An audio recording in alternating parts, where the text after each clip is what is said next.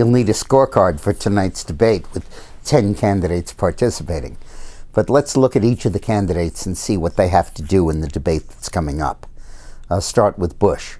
Bush has to sound like a Republican.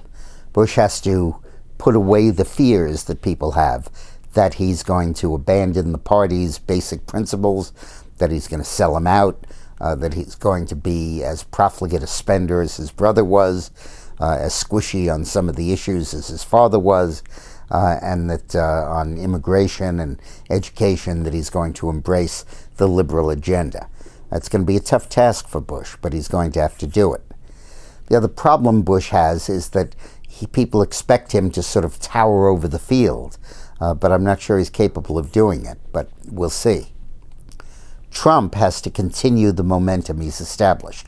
He's got to continue to be very different from the other candidates and put stuff out there that people agree with, but that the conventional wisdom opposes. Trump isn't running against 9 other Republicans or even against Hillary. He's running against the conventional wisdom. He's running against politically correct speech.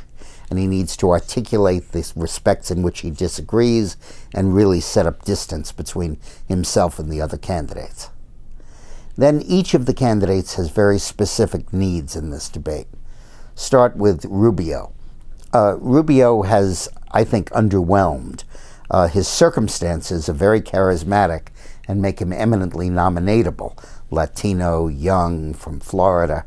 But he's never quite measured up to his circumstances. He needs to come across forcefully and aggressively and really make people see him as a strong conservative, which they really don't now at all.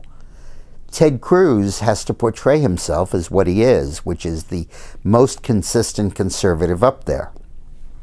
If there's one motif that dominates the Republican voters these days, it's feeling that no matter how many elections we win, we don't win anything. Because the people we elect, Boehner and McConnell, just give away the store the minute they take office. And we have to be, Cruz has to be insistent that he will be different and he will be someone who's worth having won, worth winning with. Walker has got to say that not only is he a solid conservative and patch up some concerns about immigration and some other issues, but that he's the one who can win because he needs to talk about his record in Wisconsin. He's been tested in 3 statewide elections in 4 years in a hopelessly blue state and emerged very victorious. And he needs to explain the magnitude of what he did on education reform so that people really understand it. Rand Paul has got to try to regain the initiative and put together his coalition of libertarian voters. Defensively, he has to be sure that he can satisfy Republican concerns, that he won't be too weak in dealing with Iran and other foreign policy conflicts. Mike Huckabee has to secularize his agenda. He has to move beyond the evangelical ghetto he's been confined to and become what he's becoming, and has always been, a conservative populist. In a sense, he represents the opposite wing of the party from Bush. He's not a country club Republican, he's a Rotary Club Republican. And that distinction, I think, becomes very important. Kasich needs to get on the map. He needs people to understand who he is, and he needs to explain the central importance of Ohio and his tremendous success in winning in Ohio, winning re-election in Ohio, and how that qualifies him to lead the Republican ticket.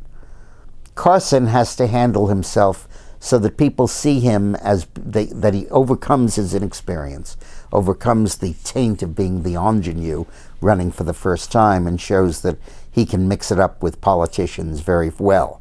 The temptation for him is to remain aloof, but he needs to engage to be able to show people that he can handle a Hillary Clinton and he can handle himself in a debate. It ain't brain surgery. Thanks for watching, and we'll talk after the debate. I'm going to have to do an audio presentation because I won't be available to do filming on that, but I'll be giving a tape in the regular Lunch Alert time slot of who I thought did what against some of the criteria I'm articulating today. Thanks for watching.